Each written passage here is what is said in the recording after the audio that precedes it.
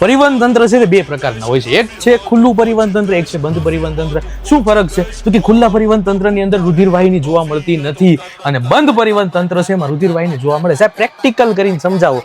Practical એટલે તમે જે વિચારો છો એ નહીં. પ્રેક્ટિકલ એટલે આ લાવ્યો છું જોવો શું છે. તો કે માની લો આ શરીર છે, આ શરીરની અંદર આજે તમને નળી દેખાય છે, રુધિરવાહિની છે. તો રુધિરવાહિનીમાંથી એ દેખો રુધિર બારું આવ્યું તો રુધિરવાહિનીમાંથી રુધિરનું વહન થાય. આને કહેવાય બંધ પરિવહન તંત્ર. પણ હવે હું આ રુધિરવાહિની કાઢી નાખું. આપણે રુધિરવાહિની શું કરવાની છે? કાઢી નાખવાની છે. ભાઈ કાઢી નાખી. હવે તો કે હવે આ શરીર છે, હવે આ શરીરમાંથી રુધિરનું વહન થાય કે ન થાય? તો કે હા થાય. કેવી રીતે થાય? તો કે શરીરમાં મુક્ત પ્રવાહ સ્વરૂપે થાય.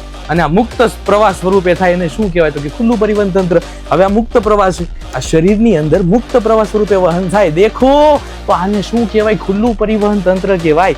ઈઝી છે. રુધિરવાહિનીની અંદર થાય તો બંધ પરિવહન તંત્ર, રુધિરવાહિની વગર થાય તો એને શું કહેવાય? ખુલ્લું પરિવહન તંત્ર તરીકે ઓળખવામાં આવે છે. That's it.